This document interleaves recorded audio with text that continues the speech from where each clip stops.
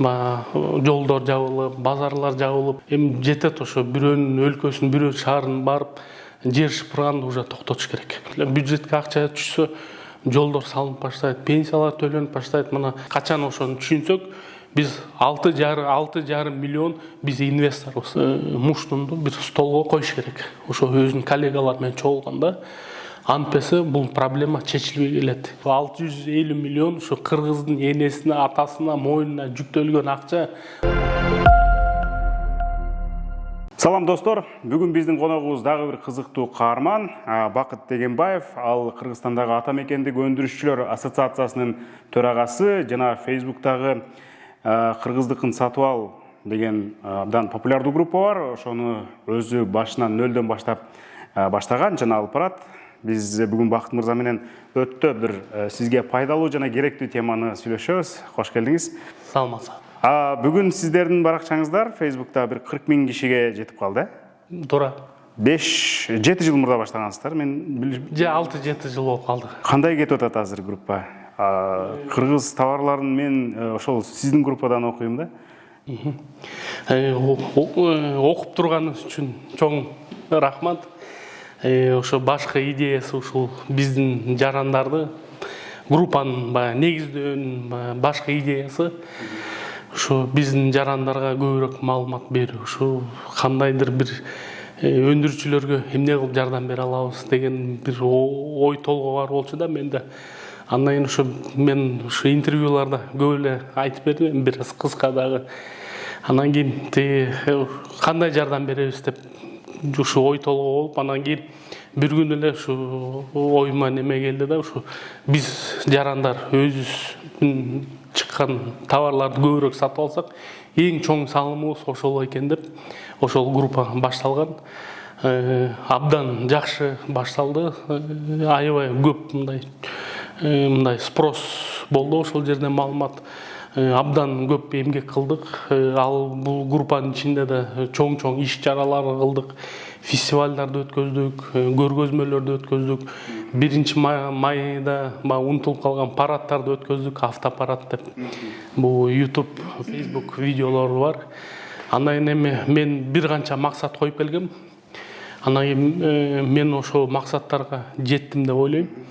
Ошонун бир максаты ушу биздин өлкөнүн жетекчилеринин кулагына, оозуна, немесине мындай биздин ушу өндүрүүчүлөрдү өнүктүрүш керек деген бир ойду мен калыптаттыргым келди да, ушу биздин өлкө жетекчилерине.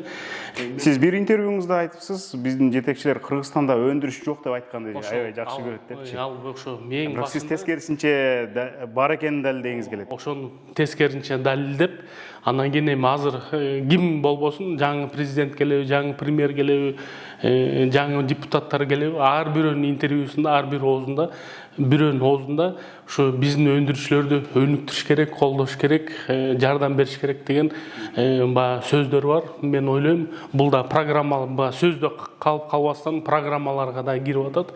Узак мөөнөттө кредит болобу, мындай жардам болобу, тигиндей жардам болобу, айтор бул программалар кирип атат, колдоого алынып атат.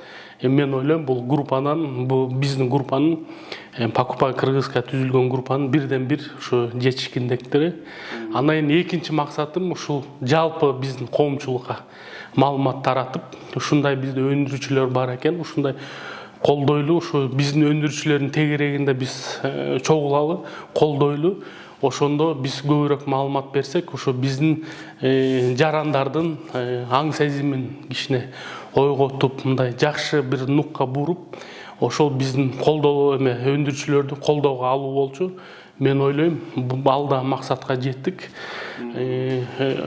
Бул 6-7 жыл деп өзүңүз белгилеп кеттиңиз. Чындап эле жанагы Советтер Союзу урагандан кийин завод, фабриканын баары жоголду, эчтеке калбай калды деп биз ошону менен эле чоңойдук да.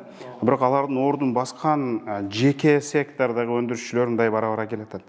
Сиздерде бир реестр барбы? Канча өндүрүүчү менен кызматташып турасыздар? Эми мамлекеттик бир статистика бар, 60-70 миң ишкер ушу салык базаны түзөт деген.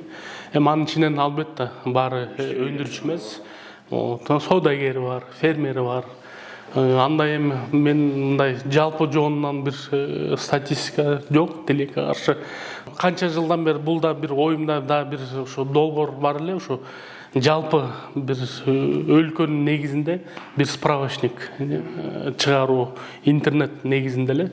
Анан ошол жерде мен өзүм ойлоп жүрөм, ошондой бир справочник чогулса бир 20 миңге чейин өндүрүүчү чогулат эле деген мен өзүм оюм бар. Минимум 10 миңден Онлайн болсо, онлайн болсо. Анан ачып карап алды биз, эмне жерден сок сатып алсак болот экен, бу жерден деген мисалы өтүк сатып алсак болот экен деп. Анан кийин ал өндүрүүчүлөрдүн баары эле албетте эми чоң холдинг эмес, кичинекей бир ишканалар болушу мүмкүн, майда бир устакана болушу мүмкүн. Ошонун баарын чогулганда буга фермерлер да кошулмак. Мен ойлойм, ушу 20 миңге чейин жеткизсе болот. Ал мен баягы көрүп жүргөн өзүм өлкөнү кыдырдык, ушу группаны негиздеп иш-чараларды өткөзүп атып, ошол жерден мен көрүп байкаган ушу цифра оюмда 10 миңден 20 миңге чейин ушу справочникти толтурса болот. Ал сонун болмок, бирок ага чейин эле сиздин баракча бул справочник катары иштеп атат. Мен мисалы азыр мына барактап атам, бул жерде кар өрүк тууралуу жазыпсыз, сөөлжан тууралуу, кийиз тууралуу, курут сок тууралуу, акыркы эмелер шоколад тууралуу дегендей да. Ошол мындай пост катары чыгып турат сизге сүрөт видеолору. Анан акырындап мындай пиар боло берет. Эми мен түздөн түз рекламага негизи группаны каршымын. Өзү мындай ушу пиар материал көбүрөөк болсо деген ушу оюм менен ушу түзүлгөн группа. Анан кийин ошол жерден колубуздан келишинче маалымат бергенге аракет кылабыз. Ушу биздин калың эл журт билсе, укса, анан кийин колдон келсе, ушу базарларда болобу, дүкөндөрдө болобу, ушу сатып алса, бири-бирине айтып турса, сүйүнчүлөп турса деген ушу бир ой. Ушул максат бул кыргыздыкын сатып ал, а дегенде ата мекендик өндүрүшкө салым кош деген мындай аракетте турабы. Сиз ата мекендик өндүрүштөгү товарды сатып алуунун 4 себеби деп тайын плакат чыгарып бар жактарга илип жүрөсүз. Айтыңызчы, эмне 4 себеби бар? Эмне үчүн сатып алышыңыз? Эми анын негизи бул да бир жана бул идея пандемия убагында келген. Эми ошондо эмнеге сатып аласыз? Биринчиден ушу өзүбүздүн өндүрүүчүлөр өнүгүп баштайт. Өндүрүүчүлөр өнүгүп баштаса, бизде иш орундар түзүлөт. Иш орундар түзүлсө, биз эле өзүбүз иштеп баштайбыз, эки жакка чыкпай калабыз. Мен дайыма айтып келем, Москвада мен башка элдерди жамандабайм, мындай неметким келбейт, жамандап мындай өзүбүздөн кичинекей көргүм келбейт, бирок эми жетет ошо бирөөнүн өлкөсүн, бирөө шаарын барып жер шыпырганды уже токтотуш керек. Эми башка өлкөлөр, башка өзүнүн эли деле шыпырсын. Биз уже башка немелерге, деңгээлге өтүшүбүз керек.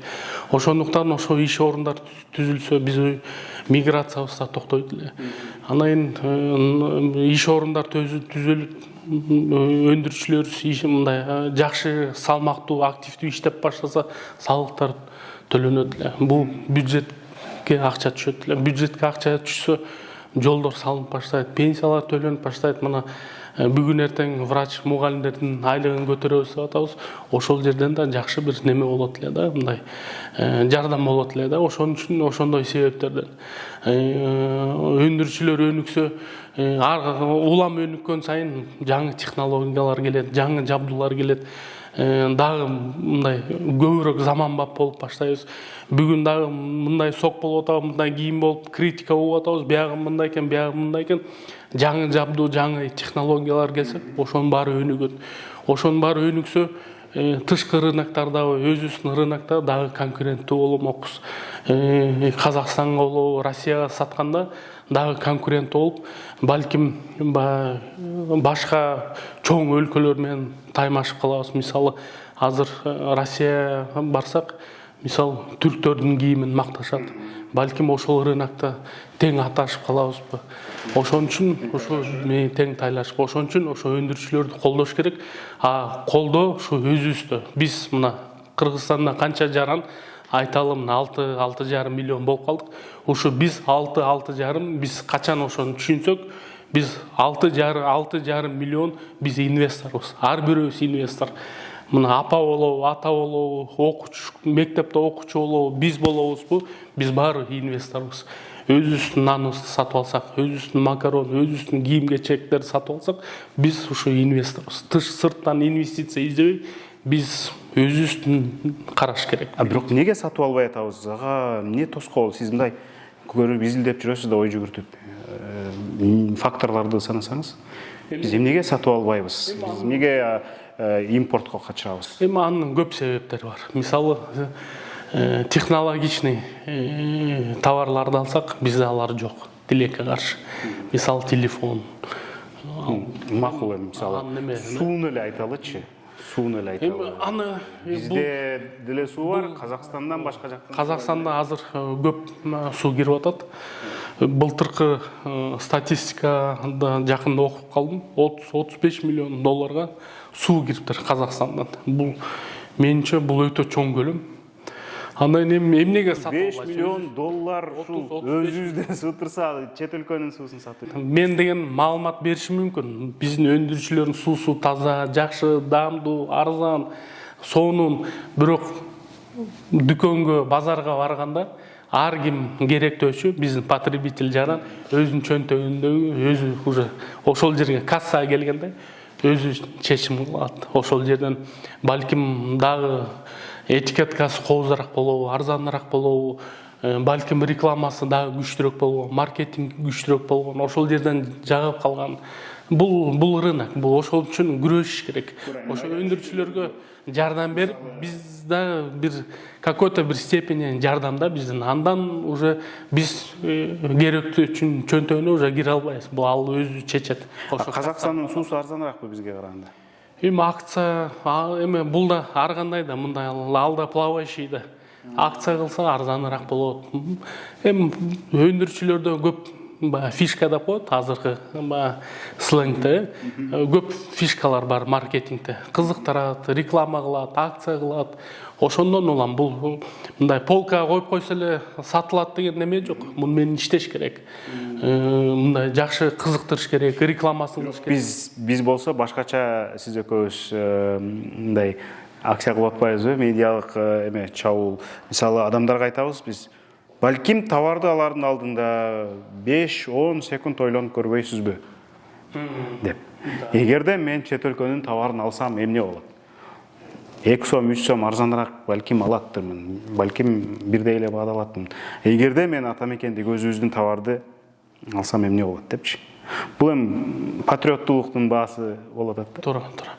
Эми мунун баары сиз айткан туура, мен кошулам, бирок 2-3 сом дегенде дагы кээ бир катмар бар бизде. Ал 2-3 сом да аларга чоң роль ойнойт. Ошон үчүн бул жөндө да дайыма айтып туруш керек да. Сиз менен мына интервью кылып атабыз, башка площадкаларда бул ишти тынбай алып барып туруш керек. Күндө айтып туруш керек, жазып туруш керек, көрсөтүп туруш керек. Мурун 2-3 жыл мурун аябай көп экскурсия уюштурдук. Мисалы, мен ошол эле группадан алдын ала бир объявление кылчумун. Ушул күнү ушул заводко барабыз. Каалоочулар келгиле. Бир бусик жалдачумун, өзүм чөнтөгүмөн бусик жалдачумун. Мисалы, бир жерден топчотчубуз и ошол жерге барып, ошол заводду көрсөтчүбүз. Сиз тиги группадан товарлар чыгарганыңыз үчүн акча табасызбы? Жок. Жана экскурсиядан да акча таппайсыз? Эч кандай. Бусту өзүңүздүн чөнтөгүңүзгө жалдайсыз? Жалдап, ошо экскурсия кылып атканда өзүм эле чөнтөгүм, бүт эле расходду өзүм көтөрүп жүрдүм ушунча жыл. Эмнеге? Эми бул менин өзүм граждандык позициям, общественный нагрузка, Кыргызстандын өнүккөн мамлекет болушун каалайм. Азыр YouTube'да көрүүчүлөр бизди комментарийге жазып атышат, жазып башташат. Ушул кишини министр кылыш керек, ушул кишини президент кылыш керек депчи. Бирок сиз былтыры толук 1 жыл мурда экономика жана өнөр жай өндүрүш министрлигине, энергетика министрлигине орун басар болуп бардыңыз. Бардым. Бирок жарым жылдан кийин ал жактан иштебей кетип калдыңыз. Эмнеге? Мен мындай өтө пафосный болгум келбейт. Бирок менде болгон адистердин, ушу өлкө үчүн иштеп берем деген жарандардын менимче дагы ушу өкмөткө келүүсү бир аз эртерээк. Эмнеге? Биз эмнеге дегенде мен да өзүм көп издедим бул суроого жоопту. Биз бир кланга кирбейбиз, бир топтун мүчөсү эмеспиз. Биз бир топтун кызыкчылыгын аркалабайбыз. Ошондуктан бизге менимче мен ошондой баа бердим. Сиз ал жерге өзүңүз эле бардыңызбы? Башка мисалы сиз бирөөлөрдү ишке алдыңызбы? Мен 6 айда чын айтса ишке мындай команда түзүп Ала барган жоксуз? Жок. Өзүңүз эле кирип Мен бардыңыз? өзүм бардым. Чакыруу болгон, албетте. Анан кийин бардым, иштеп көрөйүн. Действительно ушунча жыл чуркап эмгек кылдык, группаны түздүк. Өндүрүшүн тияк биян чөө жайын бүт билдик, ийне жибине чейин. Балким жардам тиет, керек болом деп жакшы ниет менен бардык. Бирок мен айткандай бизге ишөө эрте. Ушуну канча күндөн кийин сездиңиз министрликке баргандан кийин? Мен эми аны күндө сезип турасың, күндө. Командадан тышкары экенинде? Ар бир собранияда, жолугушта буну дайыма сезип турасың. Мисалы кантип? Коллегалар менен сүйлөшүп турганда кантип сезесиң? Биздин сүйлөшүп аткан идеялар эрте болуп калат, угулбай калат. Биздин экономика бир машинада, биздин машина ошо тескери баратканын көрөсүң. Ушундай. Мындай жок, ал жаман, бул тиүү деп айтылбайт албетте. Но мындай ошондой бир иш аракеттер болот. Что мындай өзүң мындай кичине өзүңдү мындай белый ворона деп коет орусча. Өзүңдү ушундай белый ворона сезесиң да.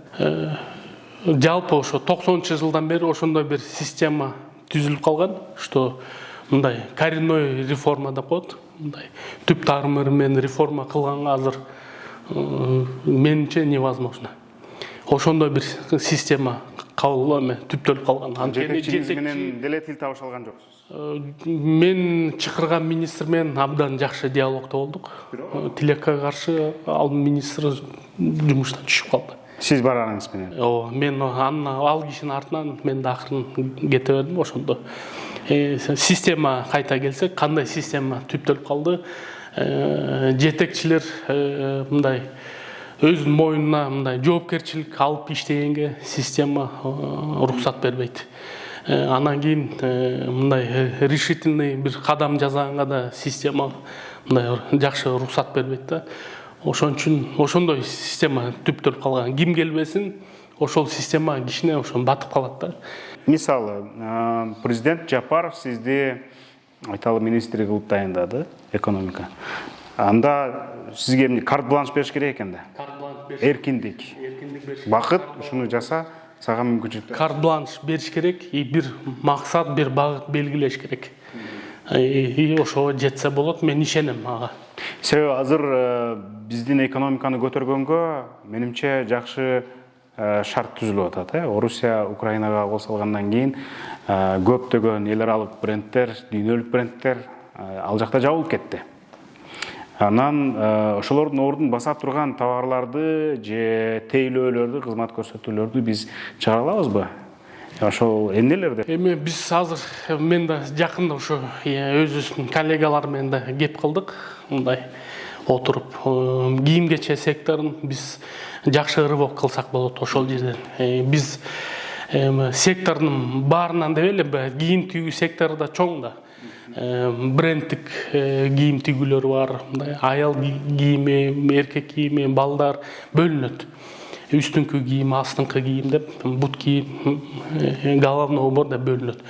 Кээ бирки секторларда биз азыр ошо Россияда жакшы жумуш жасай алабыз. Биз 25-30 жылда ошо быштык. Ошол жерде орун баса алабыз. Ошо Россияда. Анан кийин тамак аш сектору. тамак аш секторунда көп жумуштарды жасасак болот. Ушул күндөрү Россиядан көп запрос келип атат биздин өндүрүүчүлөргө. Кайсыл товар? Бакалейный группа, крупа, бул төбурчак, күрүч, ошол эле машкордо деп коебуз, чечевица сыяктуу ошол группалар абдан чоң спрос болуп атат.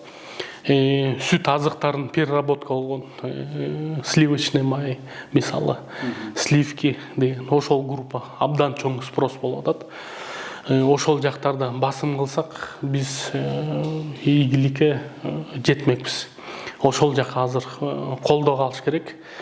Анан кийин эми мындай бул деген рынок бошоп калды, сразу эле мындай барып отура калабыз деген эме жок. Буга көп мындай жакшы бир подготовительный жумуш кылыш керек. Албетте өкмөттө бир жакшы өзүнүн да жумушун алып бериш керек.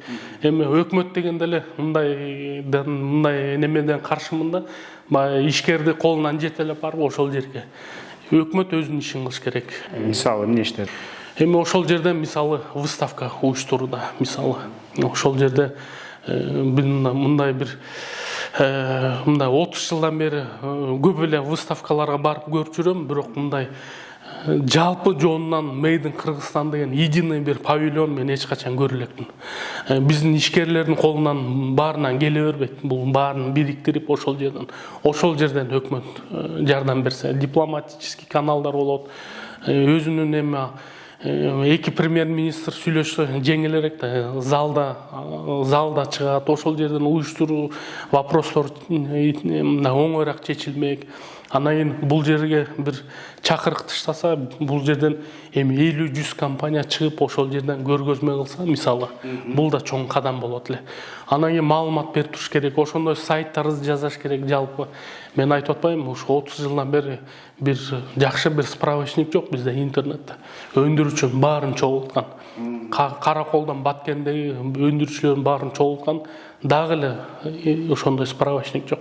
Ошолорду жасасак, көргөзмөлөрдү уюштурсак, мисалы мына бүгүн чек ара маселеси. Ушуну азыр айтайын деп аттым эле. Биз өндүрөбүз товарды, орустар сатып алабыз деп күтүшөт, бирок жүктөп алып баратсаң эле Казакстандын чек арасынан өтпөйт. Проблема ошол моментте башталат. Мисалы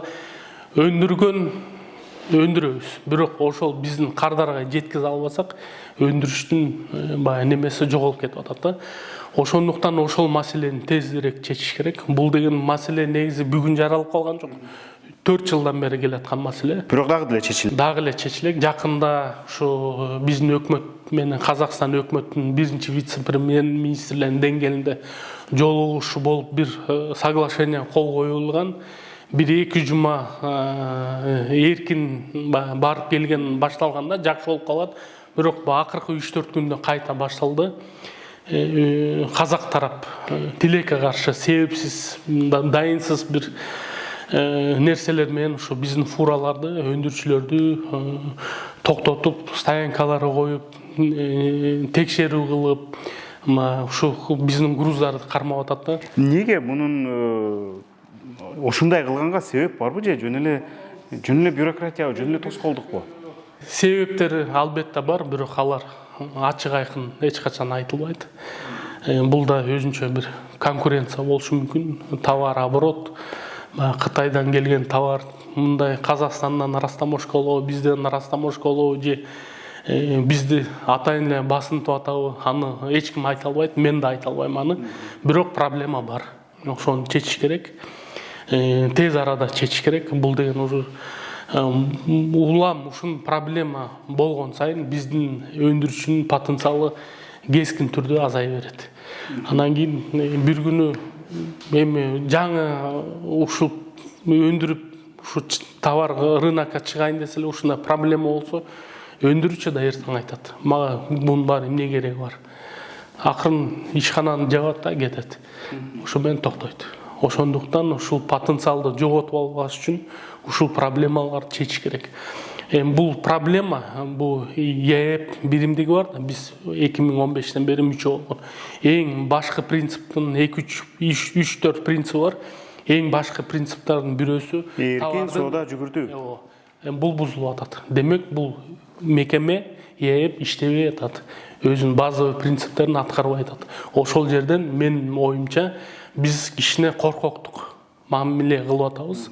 Ошол жерден премьер-министр болобу, президент болобу муштумду бир столго коюш керек. Ошо өзүнүн коллегалары менен чогулганда антпесе бул проблема чечилбей келет.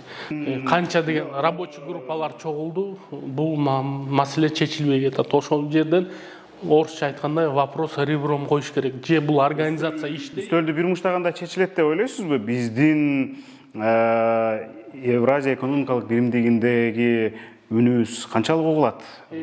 Балким мындай ачык эле тоотпой келет абы. Жок дегенде эми өзүбүздүн позициябызды так белгилешибиз керек. Же бул мекеме иштейт, Же чыгабыз деппи? же иштебейт. Эми чыгабыз дегенге эми андай радикальный мындай кадам таштаганга бул серьезный чоң организация да андай радикальный мындай кадам таштаганга бул бир аз абдан миң ойлонуп бир кылыш керек. Бирок ошол жерден бизден эки өкүл бар. Эки өкүл голосовать этпей койсо эч кандай решение кабыл алынбайт. Ошол жерден бир рычаг мисалы. Андан кийин эми дагы бир серепчилер айтып атат, зеркальный неме кылалы депчи. Бизге кандай кыйынчылык туудуруп атса, биз да ошондой кылып неме дейли. Эми рычагтар болсо керек, жетекчилер баарын билет. Бирок бир кандайдыр бир мындай волевой решение кабыл алынбай атат да. Бүт эле биздин өндүрүүчүлөргө жүктүн баары ошол жерге үйүлгөн. Проблема менен өндүрүүчүлөр, жүк ташуучулар өздөрү бетме бет ошол жерде баягы жалгыз жүрөт да. Казакстанда целый менимче бир машина иштеп атат да, мамлекеттик машина иштеп атат ошол жерде. Ошого каршы биздин өндүрүүчүлөр менен жүк ташуучулар жалгыз чечимдерди кабыл алыш керек. Өзүнүн позицияны кичине жесткерээк билдириш керек. Биз эмнеге коркобуз, мен түшүнбөй турам. Биздин багыт, тышкы сооданын багыты бир эле ошол түндүктү карай болуп атат да, көбүн эсе. Казакстан аркылуу Россияга, андан ары башка мамлекеттерге, түштүккө жана чыгышка, Кытайга, мисалы ошол эле Пакистан, Индия деген эли көп өлкөлөргө чыгууга мүмкүнчүлүк канчалык? Эми жүк ташуу боюнча бир аз кыйыныраак түштүккө. Турцияга азыр фуралар кетип атат, бирок Украинада болгон кризистен улам бул да бизге таасир берип атат. Азыр груздун баары Грузия аркылуу кетип, бир айга чейин барып атат. Мурун 2 жумада фура келсе, Стамбулдан Бишкекке же Стамбулдан Ошко, азыр бир айга чейин созулуп кетип атат. Эми бунун баары ушу эмнеден келген? Бул менимче бул биздин баягы сиз өзүңүз айтып атпайсызбы? Россияны эле карап калганбыз депчи. Ошол транспорттун коридорлорду кичине көбөйтүш керек, кеңейтиш керек. Бул 30 жылдан бери айтып келаткан Кытай, Кыргызстан, Өзбекстан, андан ары Европа кошулуу проектин эртерээк жасашыбыз керек болчу. Буну кечүүгүн жасаш керек болчубуз. Бул бизге өтө чоң жардам бермек. Андан кийин өзүңүз карап көрүңүз. Бул докризисный момент эле, бул пандемияга чейинки мен өзүм бир статистика жүргүзүп келгем. Ошондо Бишкектен биз мындай чоңураак 16 шаарга учуп барчу экенбиз. Биздин Манас аэропортунан Москва, Дели сыяктуу 16 шаарга. Ташкент менен Алматаны санап көрсөм, ошондо Ташкент жаңылбасам 170 шаар болчу. Алматы 167-165 чоң шаарга учуп барганда. Эми разницаны өзүңүз көрүңүз. Кандай бул бизге соодагер келбесе, киши учуп келе албаса, турист учуп келе албаса, бизде кандай экономика өнүгөт, кандай соода жүрөт, кандай жүгүртүү болот. Казакстан менен Өзбекстандан демек өкмөт ошол жерде мүмкүнчүлүк түзүп берген. Барасың ошол өлкөлөргө, контрактыңды түзөсүңбү, кыдырасыңбы, өндүрүүчүлөр менен переговор кыласыңбы, демек ошол жерде условия түзүлгөн. Бизде андай жок, дагы эле жок. Мына темир жолун куруу 30 жылга созулду. Бул бир айда кабыл алынчу нерсе да, бир айда кабыл алдык, эртең уже салынып башташ керек болчу. Эми дагы билбейм, дагы канча президент, дагы канча премьер-министр алмаш керек. Бирок бул проекттер жасашыбыз керек. Бирок президент Жапаров айтты, биз темир жол куруп баштадык. Ал азыр эми внутренний жол салынып атат, балыкчыдан Кочкорго. Менимче бул өтө жакшы кадам. Бул жолду да ошол арпа болобу, кара кече болобу, ошол жака жеткизиш керек. Андан кийин эми ошол Кытай, бул эл аралык Кытай, Кыргызстан, Өзбекстан жолун салышыбыз керек. Бирок ушундай убада боюнча калып келип, ооз күйүп калганда сонун деп кубаттап туралы, анан өтө бактылуу болбой дагы туралы. Мен кече бир иш-чарага катыштым. Ал жерде Кыргызстан интернет коому деген уюм Орусиядан мигранттар кайта баштайт. Ал жакта кризиске байланыштуу. Эми аларды мындай санарип дүйнөгө жакындатып, жаңы технологияларды үйрөткөнгө кадам таштайбыз. Биз 100 000 адамды ушул жаңы технологияларга достоштурабыз деп амбициялуу план коюптур да. Чынында эле азыр рубльдын күчү алсызда, сомдон ылый турганда байланыштуу бияка келе башташат. Эмне шарт түзүш керек аларга? Биринчи, алар бияка келип жумушсуз калбаш үчүн, алар колунда бар бир аз акчасын иштетип өндүрүш кылыш үчүн, ишкерге айланыш үчүн эмне кылыш керек? Оюңузча. Менимче Россия өз убагында кандай шарт түзүп берсе, ушу IT ишкерлерге ошондон кем калбаган шарттарды бизге түзүп беришибиз керек. Кайткандар бир эле IT ишниктер эмес. Мисалы, бир аз акчасы бар, 5 000, 10 000 доллары бар мигранттар. Кой кете берейин, ушул бир аз акчама Кыргызстанда бир иш кылайын дегендер. Эми бул биздин мекендештер тууралуу сөз болуп атса керек. Эми биз кандай өзүбүзгө мен айырма кыла албайм. Сырттан келген өзүбүздүн мекендештер иш кылса, ушул жерден биздин жаран иш кылса, мен үчүн экөө тең. Кандай биз шарт түзүп атсак, аларга да ошондой бир шарт түзүлүш керек. Анан аларга маалымат дагы керек да.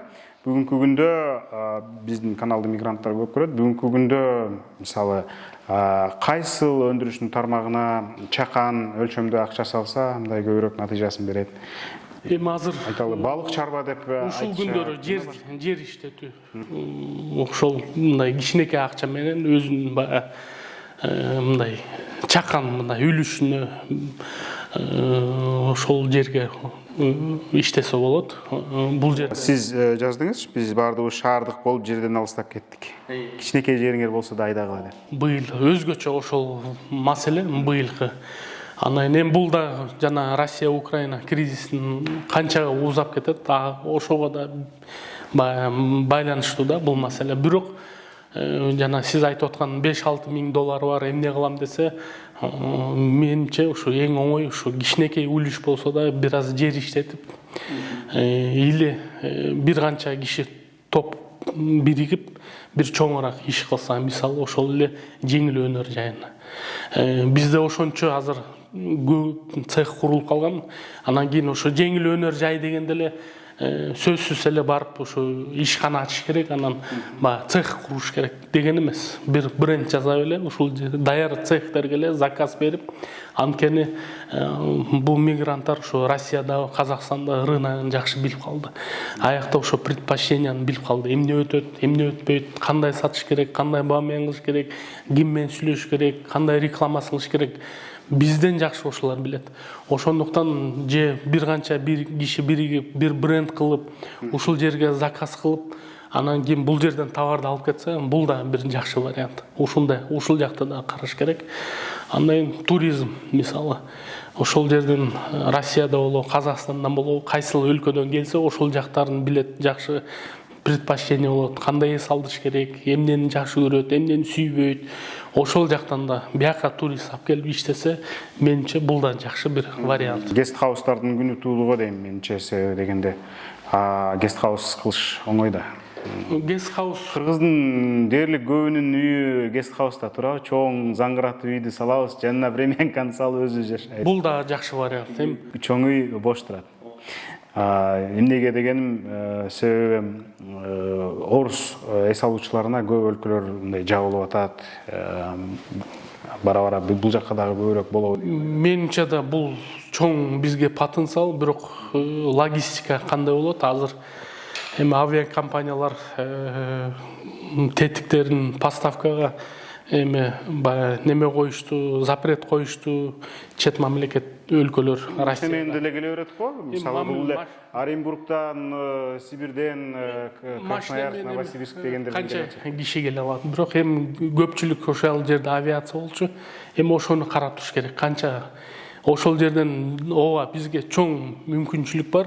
Эми балким орус авиацияны карабай, өзүбүздүн авиацияны ушул жактан да өнүктүрүп кеткенге да балким дагы бир эме ошол жерде возможность турат. Ошол өзүбүздүн авиапаркты көбөйтүп, ошол биздин өзүбүздүн авиа ишкерлерге балким жардам беребизби, лизингке жаңы самолет алып келип учурабызбы, ошо авиакаттам Россия менен Кыргызстанды бириктирген. Ошол жерден да возможность бар. Не только туризм, а бул авиа бизнести да өнүктүрүп кеткенге, өзүбүздүн ата мекендик.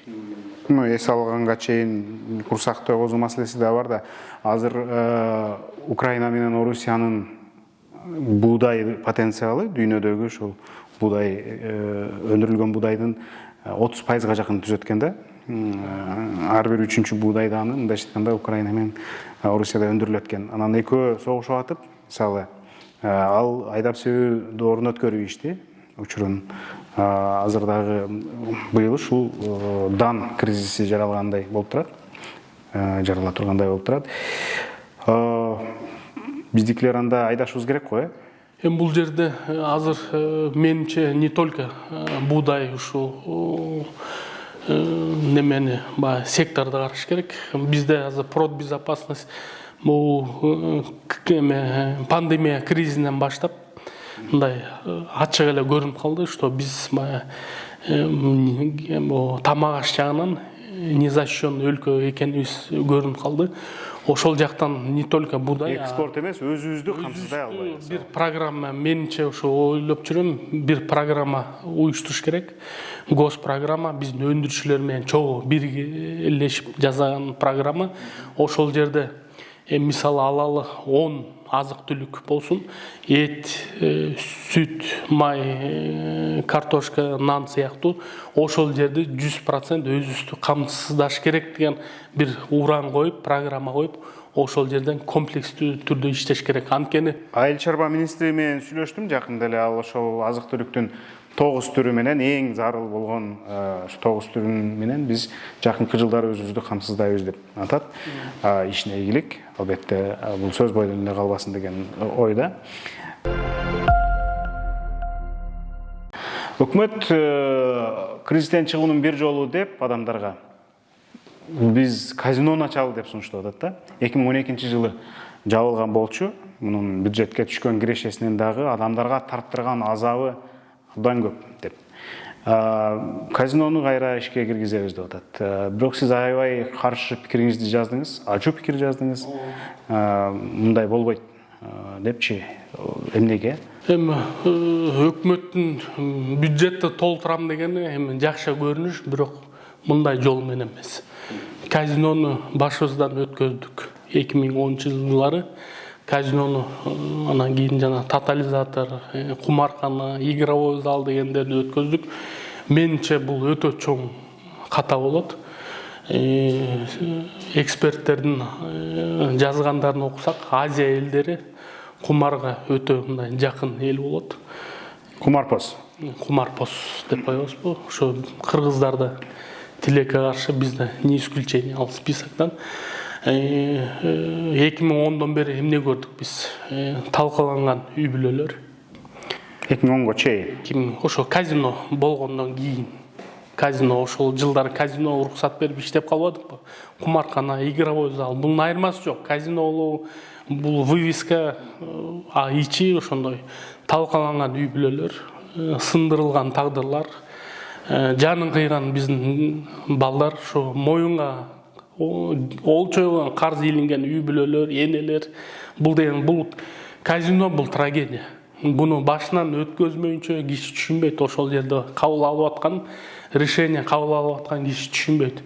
Бул деген мисалы мен отуруп кээде ойлоп калам, арак ичкен менен кумар ойногон киши. Арак ичкен киши өзү арак ичип атып, өзү жабыркайт да. Кумар ойногон киши бул өзү эмес, ошол артынан ошол үй бүлөсүн, тукумун сүйрөп, анга сүйрөп кеткен бир мыдырын калтырбай сатып, карызына төлөп же ошол кумар ойнош үчүн кирип кеткендер. Карызын төлөш үчүн ошо үйүн, уюн, жерин, машинесин сатып, талкалап, качканы качып, өлгөнү ушул жерден өлүп, энеси боздоп, ыйлап калган үй бүлө толтура. Бирок эми казинолор расмий жабылгандан кийин деле купуя иштеп, анын да газабынан адам өмүрлөрү кыйылган учурлар бар. Буга чейин деле журналисттер биз чыгарып эле кетебиз. Бул эмнеден кабар берет? Бул мындан кабар берет да. Өкмөт айтып атат азыр казиного 21 жашка чейинкилер киргизилбейт, чет өлкөлүктөр киргизилбейт.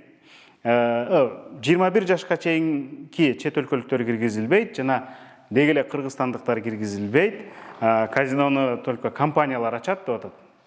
Бул бизде качан ушундай эрежелер так аткарылды эле деген суроо туат да. Эми ал кичине көз боёмо да. Көз боёмо биринчиден, экинчиден сиз өзүңүз айтып кеткенде азыр мына кумаркана, казинолорго бизде расмий түрдө запрет деген закон кабыл алынган. Бирок ал мыйзам аткарылбай келип атат. Купуя, көлөкөдө жашынып алып иштеген игровой залдар бизде азыр аз эмес. Ошол жерге дагы эле барып атат. Ошол мыйзам аткарылбагандан кийин азыр ошол жаңы мыйзам аткарылат деген мен ишене албайм. Алда бир жолун таап обязательно ошол 21 жаштагы чет мамлекетте да кирип кетет, өзүнүн жаран кирип кетет.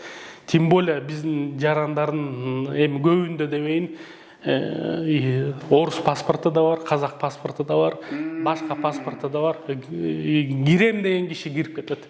Ушул жерден мына Кордайды алалы Казакстанда. Ошол жерге барып ойноп чыгып келип атышат.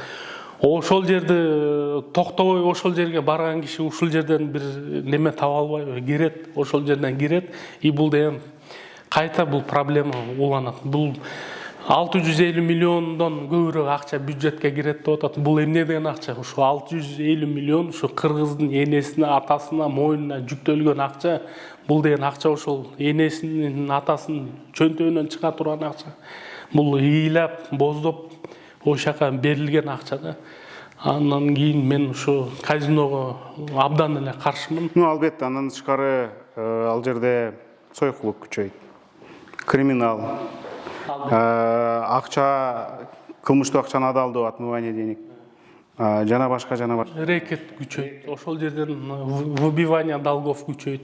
Бүт эле ушу карапайым үй бүлөлөргө жүктөлө турган проблема. Буга абдан деле чоң эксперт болуп эле коюш керек бул. Анда ким түртүп атат муну? Неге муну буга чейин четке кагылган болчу? Ысык көлдү ачабыз дегенде. Эмнеге эле кайра эле ушуну түртүп атышат? 21-жылы мен да ушу окуп чыктым. 21-жылы Садыр Жапаров президент каршы чыгыптыр идеяга. Анан эми жок, президент ошол басымдан кийин каршы чыккан эле, бирок ага чейин казино адалыраак деген комментарийин айткан болчу да, ача берсек эмнеге болбосун деп. Оңой акча. Эми биз 30 жылда лоббини жакшы билип калдык да. Если бир топ чогулуп, акчалуу топ чогулса, бир маселени түрткөн биз далай эле көрүп калдык да, кандай маселелер түртүлөт, ошо жогорку кеңеш болобу, өкмөт болобу. Бул да ошондой оңой акча. Бирөөнүн лоббиси. Бирөөнүн лоббиси, албетте, бирөөнүн лоббиси, оңой акча, ошондой иштер. Мисалы, өндүрүштү күчөтө турган болсок, ошол казинодон түшө турган каражат канчалык мындай, канча убакытта мындай айталы, миллиард сом түшөт казинодон дей турган болсок, өндүрүшкө бир мүмкүнчүлүк ачып, балким каржылык инвестиция, мыйзамдык жеңилдиктер түзө турган болсок, канча убакытта таап койсо болот? Эми ал менин баам боюнча Кыргызстанды өнүктүргөнгө бир максимум 3 жыл кетет. Анан кийин бул эми өтө чоң акча эмес. Бул Кыргызстан өлкө деңгээлинде бул өтө чоң акча эмес. Бизде тем более потенциал көп. Чет мамлекеттик эксперттердин айтканы боюнча бизде биздин ички ресурсубуз 10 триллион доллар. Бул жер казына, байлык, анан кийин ушу мүлк 10 триллионду түзөт экен. Анан кийин эми ушу 10 триллион байлыкты колдо кармап, анан иштете албаган бул бир аз менче шалакалык. Жетекчилер кетирген катачылык, шалакалык дейбизби. Анан кийин эми мисалы апартеид убагы болгон 60-жылдары баягы эметсеңиз керек. Бул Африкада ЮАР мамлекети бир кысым элине бир элдин бир бөлүгүнө кысым көрсөтүп, ошондон улам чет мамлекет өлкөлөр апартеид деп ушу бир катуу бөгөт койгондо санкцияларды киргизип, ошондо ЮАР 1 грамм нефти болбогон ЮАР, 1 тамчы бензин чыгара албаган, 100% сырттан импорттоп келген ЮАР 2-3 жылда ошол проблемасын чечкен, кантип чечкен? Апартеидти жойду. Эми ал кийин жойду, анан кийин ички өндүрүш деп атпайбызбы? Ошол жерден көмүр гендеринен ушу Германиядан технология алып келип, өзүнүн 100% бензин, дизель, солярка керектүүсүн камсыз кылган. Ошол жерде ошол байлыктарын иштетип, азыр болсо ЮАР ошол Африканын 1/3 бөлүгүнө эң главный экспортер. Бензин, дизель, солярка. Бизде ошончо байлык туруп, анан чет мамлекетте инвестиция издеп, ушундай кумаркана ачабыз, бюджетти толтурабыз дегени мени өкүндүрөт. 100 миллион тонна нефть запасыбыз бар бизде. 100 миллион тонна. Биз мисалы 2 миллион тонна керек кылсак жылына, бул бизге бир 50 жылга жете турган запасыбыз бар. Бул мындай Советтер Союзунда эле мындай сыртынан эле разведанный, бул доказанный бизде Дагы изилдесе дагы чыгышы чыгат. Бул ошон үчүн бизде канча көмүрген бар. Ошонун баарын иштетсек, бул бюджетти 650 миллион эмес, 650 миллион долларга толтурса болот. Буну просто ошондой караш керек, ошондой волевое решение принимать этиш керек. Ошол жерде бир мындай көрөгөч адам келиш керек болуп атат да, ошол жерде биздин потенциалды билген, бул жерде көмүр кенибиз бар, бул жерден бензин, дизель кылабыз, бул жерде нефтибиз бар экен, бул ошол жерден кайра иштетип химия индустриясын өнүктүрөбүз, дары-дармекти өзүбүз жасайбыз деген көрөгөч адам келиш керек болуп атат. Ошол жерде менимче дагы эле жок, ошол жерди билбей атат. Бир өзүнчө бир кичинекей топтордун кызыкчылыгына иштеп атат. 500 000 гектарга азыр айдалбаган жерлер турат. Ошол мына 4 жыл болду. Жогорку Кеңеш менен өкмөттүн ортосунда ошол мыйзам кабыл алынбай атат да. Анан биз ушу кумаркана ачабыз дегенде жаным өрттөнүп кетип атат да. Сиз буга чейин бир топ бизнес менен алектенип жүрдүңүз. Мен билгенден акыркы убактарда балыктарга жем чыгарчы элеңиз. Ал мурун ошо иштеткем. Аны токтотуп койдуңуз. Мен ал жерде наемный менеджер катары иштедим.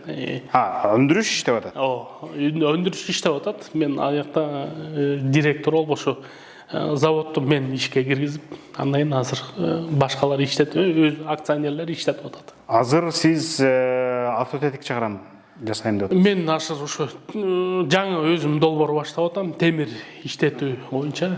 Азыр ошо бир токарный, фрезерный бир борбор түптөп, ошол жерге азыр кичине өзүм көңүлүмдү ушул тармакка буруп атам. Эмне жасайсыз?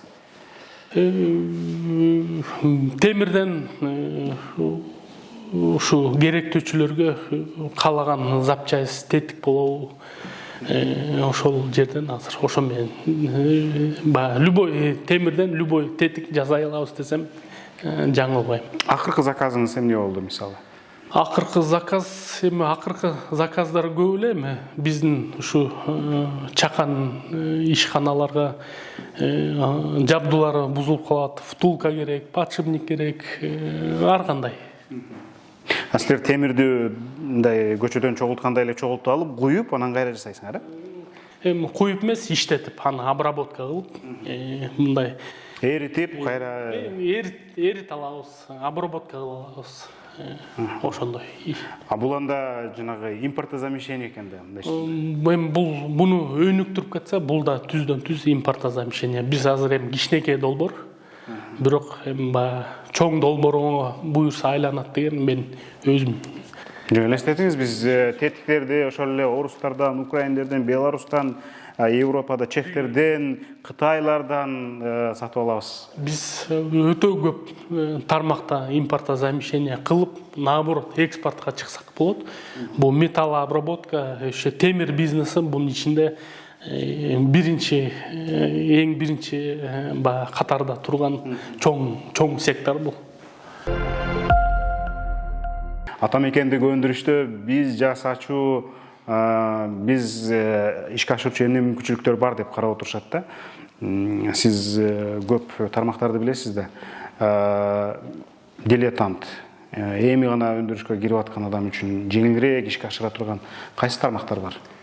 Эми тармактар жана сөздүн башында айтып кеткендей көп эле, бирок кеңеш катары кандай тармакка кирбесин, ошо жаңы баштап аткан иштер, ошол жерди албетте сөзсүз түрдө иликтеп, изилдеп, кандай эмнеси бар, кандай көзгө көрүнбөгөн подводный камни деп коет, ошо көзгө көрүнбөгөн кандай чоң олуттуу маселелер бар. Анан кийин мындай жаңы бир ишке, жаңы бир тармакка кирип кеткен өтө оор. Ушу азыр иштеп аткан жумушун уланып кетсе, эми ошол эле такыр эле жаңы жумуш баштайм десе, ошол жерди сөзсүз түрдө мындай ийне жибине чейин иликтеп, ушу рынокто ким бар, менден башка товар чыгарсам ким бар, сата аламбы, кандай баада, сырттан келеби, аналогтор барбы, жокпу, мунун кардары ким, сатып алабы, ошол жерге мүмкүн болушунча ошо кардары менен баарын жолугуп, мен ушундай бир өнүм жасайын деп атам, продукция мончадан болобу. Мен да азыр өзүм ошол этаптамын, жаңы жумуш түптөп, мен да күндө базарда жүрөм, эртеден кечке чейин эмне чыгара алабыз. Мына мен азыр мисалы немеге токтоп атам, бул чоң электр жабдыктарда алюминиевый, медный шина деп коет. Бул чоң трансформаторда, линияларда колдонгон. Бунун баары 100% чет мамлекеттен келип атат. Россиядан келет, Туркиядан келет, Ирандан келет. Азыр мен да ошол өзүм ошол поисктемин. Мага жасап коюш шинаны оңой. Анткени мен анын технологиясын билем. Бирок аны жасап койгондон кийин сата аламбы? Кандай баада сатам? Мына мен вроде өзүм профессионал катарын билем, бирок мен дагы ошондой маалымат алганга муктажмын. Ким менин кардарым, ким канчадан сата алам, кандай сапатта беришим керек, кандай баада беришим керек, кимге берем деген ушу эртеден баштап кечке чейин ушу базарда болот, кардар менен жолугам. Ошол Россиядан келген импорттоочулар менен сүйлөшөм. Келди. Эми 30 жылдан бери импорт кылып келдик. Мен чыгарып берейин, биз чыгаралы баарыбыз. Силер сатып алгыла, чогуу сатып алган, жардам берели бири-бирибизге деп. Жаңы ишкерлерге да мен да ошону кеңеш берип кетет элем. Мындай кызуу менен ишке кирип кетип, жок мен жазайын деп бир идея келсе, киши неметсе, аябай кишине немерек болуп калат да, обязательно көзү жумулуп, көрбөй ошол ишке кирип кетет да, анан көбүндө банкрот болуп кетет. Дүйнөдө статистика бар. 10 стартаптан бирөө мындай адам болуп, бутуна туруп иш жүрүп кетет да. Ошо чакырып кетет элем, жакшы изилдеп, ошо 10 стартаптын 9осуна кирип калбайлы, ошо бирөөсүнө кирели баарыбыз. Ошондуктан ошо жазай турган ишти ийне жибине чейин иликтеп, мындай изилдеп, баарын маалымат алып, Анан кийин мана көз ачык рисковать этели. Көз жумуп эмес, көз ачык рисковать этсек, ошондо ойлойм мен биз ийгиликтүү болобуз. Ишкерлер, өлкө деле жетекчилер баарыбыз ийгиликтүү болобуз. Буюрса. Чоң рахмат. Абдан маңыздуу маек болду Бакыт мырза. Достор, биз менен Ата мекендик өндүрүшчүлөр ассоциациясынын төрагасы, кыргыз товарларынын башкы дааватчысы, кыргыз товарларын сатып алуунун башкы дааватчысы Бакыт Дегенбаев болду. Биздин каналга жазылыңыз. Мына ушундай кызыктуу контенттерди дайыма сунуштап турабыз.